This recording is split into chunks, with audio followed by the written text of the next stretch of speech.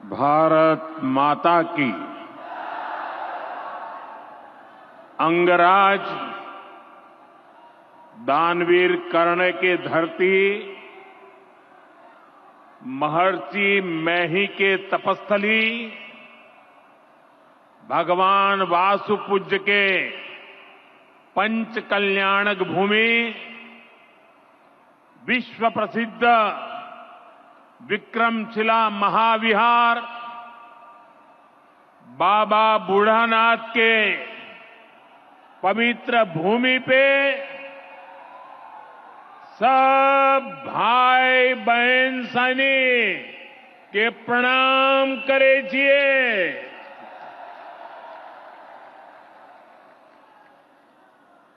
मंच पर विराजमान राज्यपाल श्रीमान आरिफ मोहम्मद खान जी, बिहार के लोकप्रिय एवं बिहार के विकास के लिए समर्पित हमारे लाडले मुख्यमंत्री नीतीश कुमार जी, केंद्रीय मंत्रिमंडल में मेरे सहयोगी शिवराज सिंह चौहान जी, जीतन राम मांझी जी, ललन सिंह जी, गिरिराज सिंह जी, चिराग पासवान जी, राज्य मंत्री श्रीमान रामनाथ ठाकुर जी, बिहार सरकार के उप मुख्यमंत्री सम्राट चौधरी जी, विजय सिन्हा जी, राज्य के अन्य मंत्री एवं जनप्रतिनिधिगण, उपस्थित महानुभाव और बिहार के मेरे प्यारे भाइयों और बहनों, आज हमारे साथ देश के कोने कोने में कई मुख्यमंत्री, कई मंत्री और करोड़ों करोड़ों किसान भी आज इस कार्यक्रम में हमारे साथ जुड़े हुए हैं। मैं उन सबको भी आदरपूर्वक नमन करता हूं। साथियों, महाकुंभ के समय में मंदरांचल की इस धरती पर आना अपने आप में बड़ा सौभाग्य है। इस धरती में आस्था भी है, विरासत भी है और विकसित भारत का सामर्थ्य भी है। ये शहीद तिलका मांझी की धरती है, ये सिल्क सिटी भी है। बाबा अजगैबीनाथ की इस पावन धरा में इस समय महाशिवरात्रि की भी खूब तैयारियां चल रही हैं। ऐसे पवित्र समय में मुझे पीएम किसान निधि की एक और किस्त देश के करोड़ों किसानों को भेजने का सौभाग्य मिला है। करीब 22,000 करोड़ रुपए एक क्लिक पर देश भर के किसानों के खाते में पहुंचे हैं। और जैसे ही अभी मैंने क्लिक दबाई, मैं देख रहा था यहां पर भी जो राज्यों के दृश्य दिख रहे थे, यहां भी कुछ लोगों की तरफ मेरी नजर गई। वो फटाफट अपने मोबाइल देख रहे थे कि पैसा आया कि नहीं आया, और तुरंत उनकी आंखों में चमक दिखाई देती थी। साथियों, आज जो किसान सम्मान निधि दी गई है, इसमें बिहार के भी 75 लाख से अधिक किसान परिवार है। बिहार के किसानों खाते में आज सीधे करीब 1600 करोड़ रुपए उनके खाते में पहुंच चुके हैं। मैं बिहार और देश के सभी किसान परिवारों को बहुत बहुत शुभकामनाएं देता हूं, बधाई देता हूं। साथियों, मैंने लाल किले से कहा है कि विकसित भारत के 4 मजबूत स्तंभ है। ये स्तंभ है गरीब, हमारे अन्नदाता किसान, हमारे नौजवान, हमारे युवा और हमारे देश की नारी शक्ति। एनडीए सरकार चाहे केंद्र में हो या फिर यहां नीतीश जी के नेतृत्व में चल रही सरकार हो, किसान कल्याण हमारी प्राथमिकता में है। बीते दशक में हमने किसानों की हर समस्या के समाधान के लिए पूरी शक्ति से काम किया है। किसान को खेती के लिए अच्छे बीज चाहिए, पर्याप्त और सस्ती खाद चाहिए, किसानों को सिंचाई की सुविधा चाहिए, पशुओं का बीमारी से बचाव चाहिए और आपदा के समय नुकसान से सुरक्षा चाहिए। पहले इन सभी पहलुओं को लेकर किसान संकट से घिरा रहता था। जो लोग पशुओं का चारा खा सकते हैं, वो इन स्थितियों को कभी भी नहीं बदल सकते। एनडीए सरकार ने इस स्थिति को बदला है। बीते वर्षों में हमने सैकड़ों आधुनिक किस्म के बीज किसानों को दिए। पहले यूरिया के लिए किसान लाठी खाता था और यूरिया की कालाबाजारी होती थी। आज देखिए, किसानों को पर्याप्त खाद मिलती है।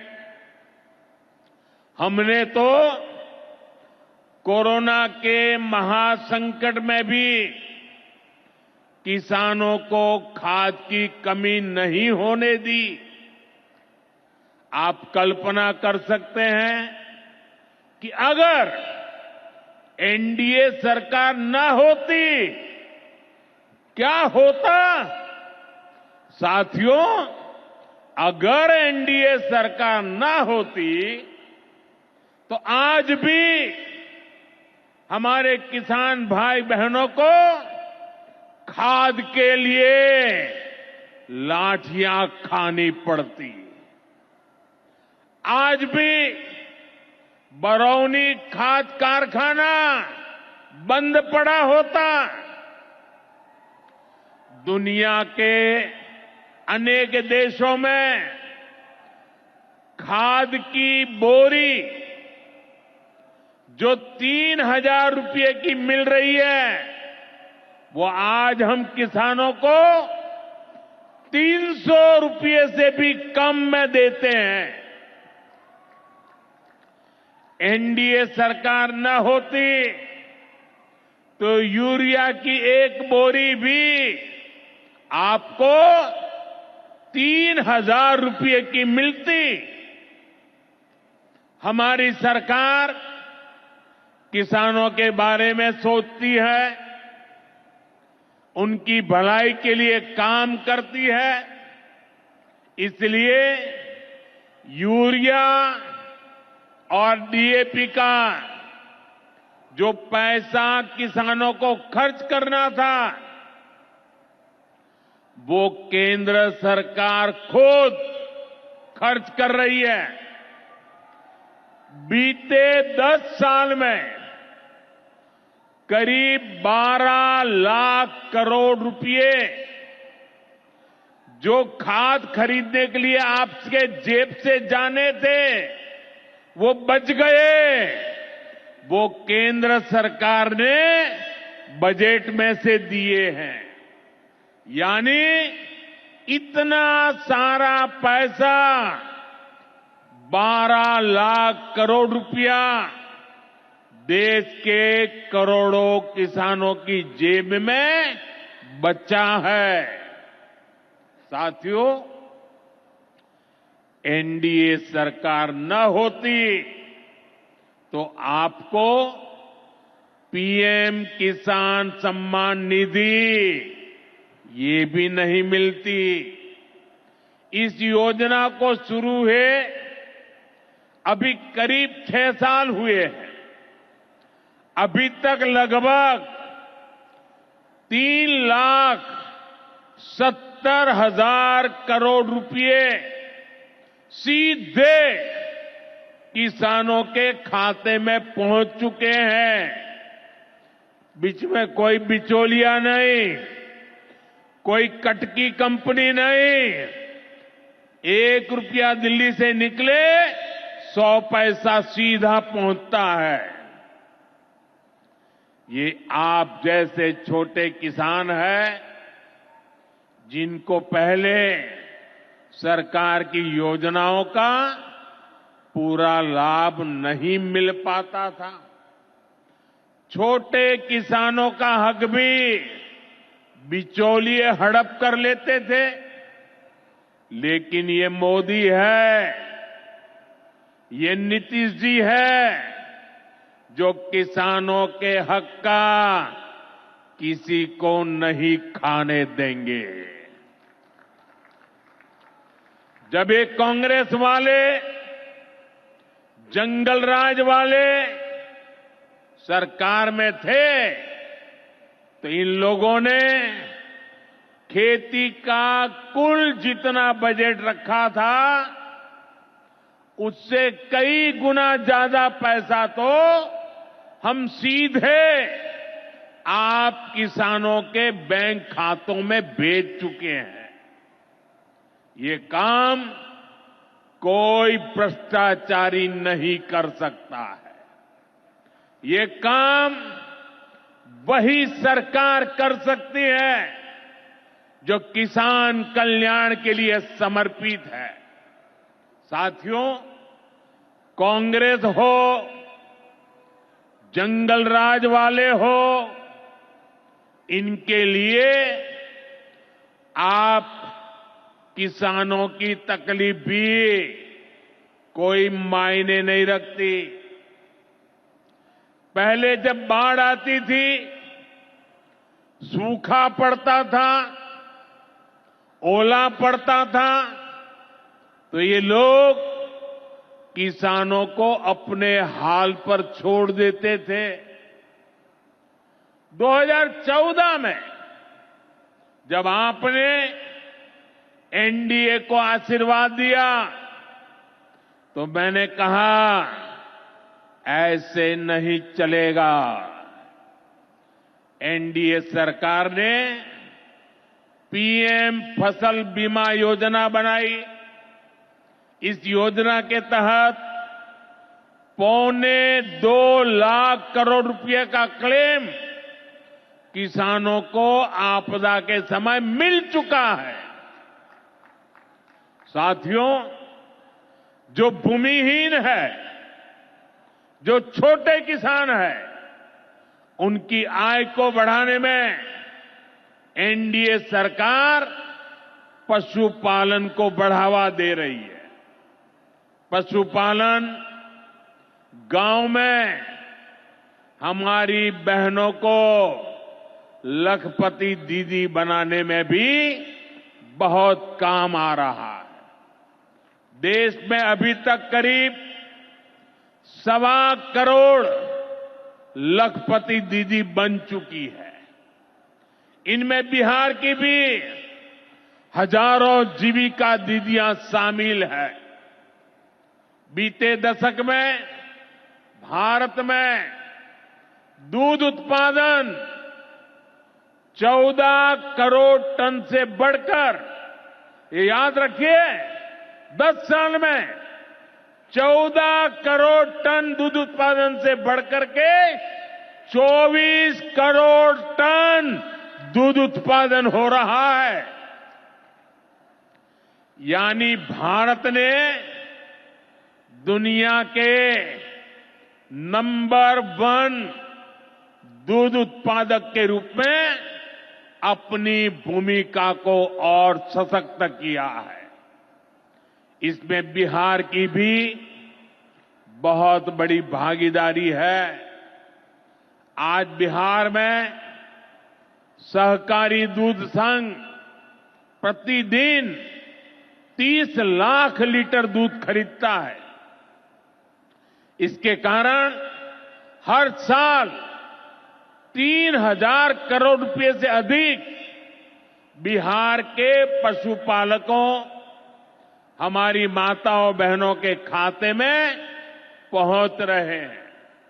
साथियों, मुझे खुशी है कि डेयरी सेक्टर को बढ़ावा देने के हमारे प्रयासों को राजीव रंजन जी, हमारे ललन सिंह जी बहुत ही कुशलता के साथ आगे बढ़ा रहे हैं। इनके प्रयासों से यहां बिहार में 2 परियोजनाएं तेजी से पूरी हो रही है। मोतीहारी का सेंटर ऑफ एक्सीलेंस बेहतरीन देसी नस्ल की गायों के विकास में मदद करेगा। दूसरा बरौनी का मिल्क प्लांट है। इस क्षेत्र के 3 लाख किसानों को फायदा होगा, नौजवानों को रोजगार मिलेगा। साथियों, हमारे जो नाविक साथी हैं, जो मछुआरे साथी हैं, इनको पहले की सरकारों ने कोई फायदा नहीं दिया। हमने पहली बार मछली पालकों को किसान क्रेडिट कार्ड की सुविधा दी है। ऐसे ही प्रयासों से आज मछली उत्पादन में बिहार शानदार प्रदर्शन कर रहा है। और अभी जैसे मुख्यमंत्री जी ने बताया, पहले मछली हम बाहर से लाते थे और आज मछली में बिहार आत्मनिर्भर बन गया है। और मुझे याद है 2014 के पहले 2013 में जब मैं चुनाव अभियान के लिए आया था, तब मैंने कहा था कि मुझे आश्चर्य हो रहा है कि बिहार में इतना पानी है, मछली हम बाहर से क्यों लाते हैं। आज मुझे संतोष है कि बिहार के लोगों की मछली की जरूरत बिहार में ही पूरी हो रही है। 10 साल पहले बिहार मछली उत्पादन में देश के 10 राज्यों में से एक था। आज बिहार देश के टॉप 5 बड़े मछली उत्पादक राज्यों में से एक बन चुका है। फिशरीज सेक्टर पर हमारे फोकस का बहुत बड़ा फायदा हमारे छोटे किसानों को हुआ है, मछुआरे साथियों को हुआ है। भागलपुर की पहचान तो गंगा जी में रहने वाली डॉल्फिन से भी होती रही है। ये नमामि गंगे अभियान की भी बहुत बड़ी सफलता है। साथियों, बीते वर्षों में सरकार के प्रयासों से भारत का कृषि निर्यात बहुत अधिक बढ़ा है। इससे किसानों को उनकी उपज की ज्यादा कीमत मिलने लगी है। कई कृषि उत्पाद ऐसे हैं जिनका पहली बार निर्यात शुरू हुआ है, एक्सपोर्ट हो रहा है। अब बारी बिहार के मखाना की है। मखाना आज देश के शहरों में सुबह के नाश्ते का प्रमुख अंग हो चुका है। मैं भी 365 दिन में से 300 दिन तो ऐसे होंगे कि मैं मखाना जरूर खाता हूं। ये एक सुपर फूड है जिसे अब दुनिया के बाजारों तक पहुंचाना है। इसलिए इस वर्ष के बजट में मखाना किसानों के लिए मखाना बोर्ड बनाने का ऐलान किया गया है। ये मखाना बोर्ड मखाना उत्पादन, प्रोसेसिंग, वैल्यू एडिशन और मार्केटिंग ऐसे हर पहलू में बिहार के मेरे किसानों की मदद करेगा। साथियों, बजट में बिहार के किसानों और नौजवानों के लिए एक और बड़ी घोषणा भी की गई है। पूर्वी भारत में फूड प्रोसेसिंग इंडस्ट्री को बढ़ावा देने के लिए बिहार एक बड़े केंद्र के रूप में उभरने वाला है। बिहार में national institute of food technology and entrepreneurship की स्थापना की जाएगी। यहां बिहार में कृषि के क्षेत्र में 3 नए सेंटर ऑफ एक्सेलेंस की भी स्थापित किए जाएंगे। इनमें से एक हमारे भागलपुर में ही स्थापित होगा।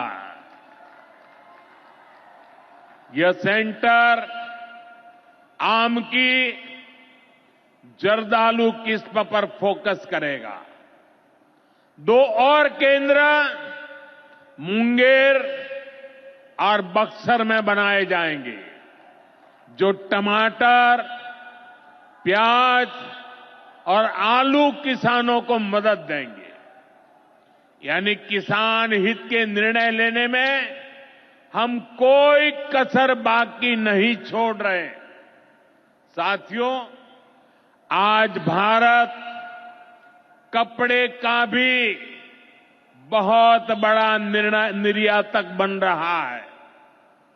देश में कपड़ा उद्योग को बल देने के लिए अनेक कदम उठाए जा रहे हैं। भागलपुर में तो कहा जाता है कि यहां पेड़ भी सोना उगलते हैं। भागलपुरी सिल्क, टसर सिल्क पूरे हिंदुस्तान में मशहूर है। दुनिया के दूसरे देशों में भी टसर सिल्क की डिमांड लगातार बढ़ रही है। केंद्र सरकार रेशम उद्योग को बढ़ावा देने के लिए फैब्रिक और yarn dyeing unit, fabric printing unit, fabric processing unit ऐसे इंफ्रास्ट्रक्चर निर्माण पर बहुत जोर दे रही है।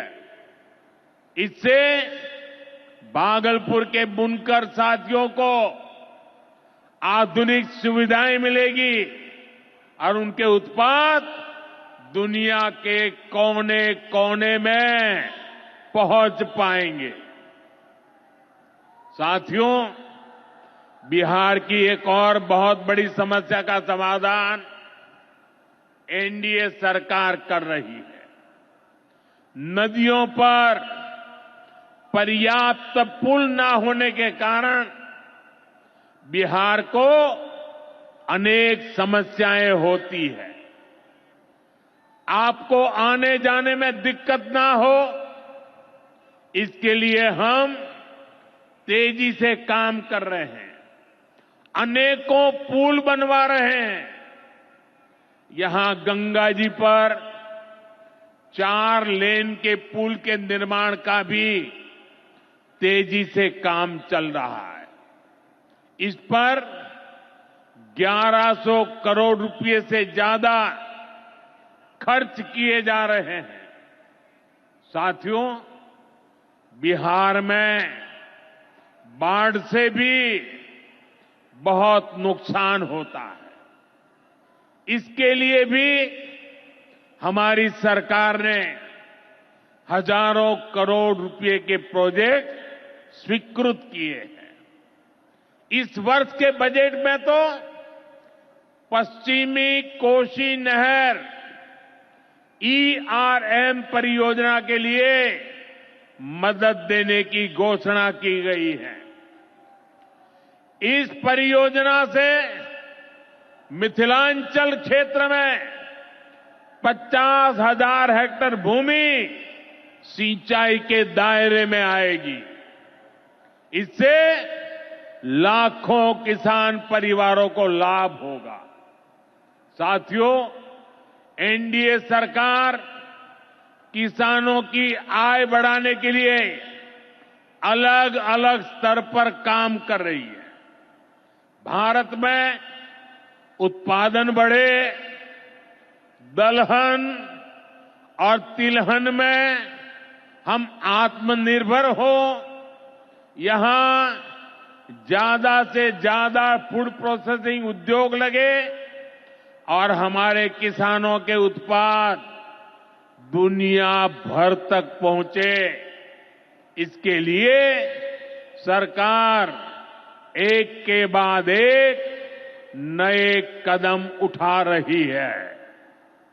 मेरा तो सपना है कि दुनिया की हर रसोई में भारत के किसान का उगाया कोई न कोई उत्पाद होना ही चाहिए।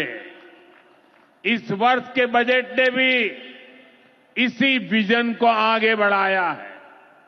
बजट में एक बहुत ही बड़ी पीएम धन धान्य योजना की घोषणा की गई है।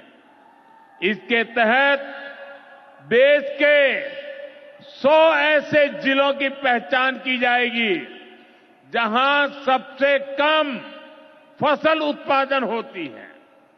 फिर ऐसे जिलों में खेती को बढ़ावा देने के लिए विशेष अभियान चलाया जाएगा। दलहन में आत्मनिर्भरता के लिए मिशन मोड पर काम किया जाएगा। किसान ज्यादा से ज्यादा दालें उगाए, इसके लिए किसानों को प्रोत्साहन मिलेगा। दालों की एमएसपी पर खरीद को और अधिक बढ़ाया जाएगा। साथियों, आज का दिन एक और वजह से बहुत खास है। हमारी सरकार ने देश में 10,000 एफपीओ किसान उत्पादक संघ बनाने का बड़ा लक्ष्य रखा था। आज मुझे ये बताते हुए खुशी है कि देश ने इस लक्ष्य को प्राप्त कर लिया है। आज बिहार की भूमि 10,000वें एफपीओ के निर्माण की साक्षी बन रही है। मक्का, केला और धान पर काम करने वाला ये एफपीओ खगड़िया जिला में रजिस्टर हुआ है। एफपीओ सिर्फ एक संगठन नहीं होता, एक किसानों की आय बढ़ाने वाली अभूतपूर्व शक्ति है। एफपीओ की ये शक्ति छोटे छोटे किसानों को बाजार के बड़े लाभ सीधे उपलब्ध कराती है। एफपीओ के जरिए आज तमाम ऐसे अवसर हमारे किसान भाइयों बहनों को सीधे मिल रहे हैं जो पहले उपलब्ध नहीं थे। आज देश के करीब 30 लाख किसान एफपीओ से जुड़े हैं और बड़ी बात यह कि इसमें करीब 40% हमारी बहनें हैं। ये एफपीओ आज कृषि क्षेत्र में हजारों करोड़ रुपए का कारोबार करने लगे हैं।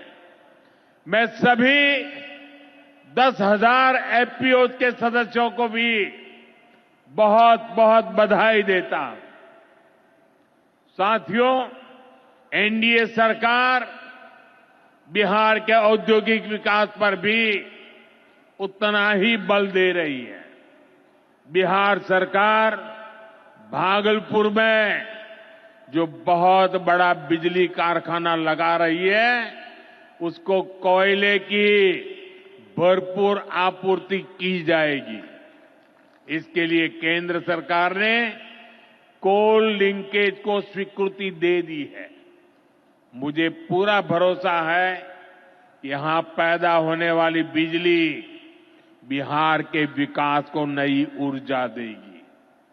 इससे बिहार के नौजवानों को रोजगार के नए अवसर मिलेंगे। साथियों, पूर्वोदय से ही विकसित भारत का उदय होगा और हमारा बिहार पूर्वी भारत का सबसे अहम स्तंभ है। बिहार भारत की सांस्कृतिक विरासत का प्रतीक है। कांग्रेस आरजेडी के लंबे कुशासन ने बिहार को बर्बाद किया, बिहार को बदनाम किया। लेकिन अब विकसित भारत में बिहार का वही स्थान होगा जो प्राचीन समृद्ध भारत में पाटलिपुत्र का था। इसके लिए हम सभी मिलकर निरंतर प्रयास कर रहे हैं। बिहार में आधुनिक कनेक्टिविटी के लिए, सड़कों के नेटवर्क के लिए, जन कल्याण की योजनाओं के लिए एनडीए सरकार प्रतिबद्ध होकर काम कर रही है। मुंगेर से भागलपुर होते हुए मिर्जा चौकी तक करीब 5,000 करोड़ रुपए की लागत से नया हाईवे भी बनाने का काम शुरू हो रहा है। भागलपुर से औंसडीहा तक 4 लेन सड़क को चौड़ा करने का काम भी शुरू होने जा रहा है। भारत सरकार ने विक्रमशिला से कटारिया तक नई रेल लाइन और रेल पुल को भी स्वीकृति दे दी है। साथियों, हमारा ये भागलपुर सांस्कृतिक और ऐतिहासिक रूप से बहुत महत्वपूर्ण रहा है। विक्रमशिला विश्वविद्यालय के कालखंड में ये वैश्विक ज्ञान का केंद्र हुआ करता था। हम नालंदा विश्वविद्यालय के प्राचीन गौरव को आधुनिक भारत से जोड़ने का काम शुरू कर चुके हैं। नालंदा विश्वविद्यालय के बाद अब विक्रमशिला में भी सेंट्रल यूनिवर्सिटी बनाई जा रही है। जल्द ही केंद्र सरकार इस पर काम शुरू करने वाली है। मैं नीतीश जी, विजय जी, सम्राट जी सहित बिहार सरकार की पूरी टीम को बधाई देता हूं। आप इस प्रोजेक्ट से जुड़ी जरूरतों को पूरा करने में तेजी से जुटे हैं। साथियों, एनडीए सरकार भारत की गौरवशाली विरासत के संरक्षण और वैभवशाली भविष्य के निर्माण के लिए एक साथ काम कर रही है। लेकिन ये जो जंगल राज वाले हैं, इनको हमारी धरोहर से, हमारी आस्था से नफरत है। इस समय प्रयागराज में एकता का महाकुंभ चल रहा है। ये भारत की आस्था का, भारत की एकता और समरसता का सबसे बड़ा महोत्सव है। पूरे यूरोप की जितनी जनसंख्या है, उससे भी ज्यादा लोग अब तक एकता के इस महाकुंभ में डुबकी लगा चुके हैं, स्नान कर चुके हैं। बिहार से भी गांव-गांव से श्रद्धालु एकता के इस महाकुंभ होकर आ रहे हैं। लेकिन ये जंगल राज वाले महाकुंभ को ही गाली दे रहे हैं। महाकुंभ को लेकर भद्दी भद्दी बातें कर रहे हैं।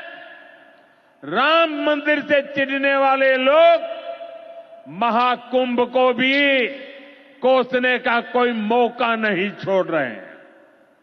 मैं जानता हूं, महाकुंभ को गाली देने वाले ऐसे लोगों को बिहार कभी भी माफ नहीं करेगा। साथियों, बिहार को समृद्धि के नए पथ पर ले जाने के लिए हम दिन रात ऐसे ही मेहनत करते रहेंगे। एक बार फिर देश के किसानों को और बिहार वासियों को बहुत बहुत बधाई। मेरे साथ बोले, भारत माता की, भारत माता की। बहुत बहुत धन्यवाद।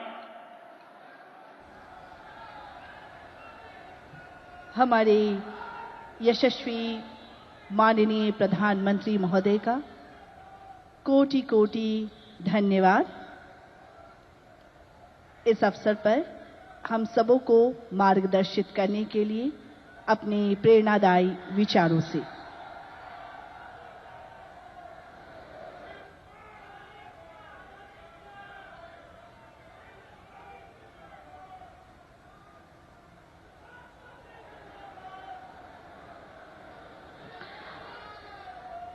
आप सभी से निवेदन है, आप सभी अपनी जगह पर बैठे रहेंगे। दर्शक दीर्घा में जो लोग हैं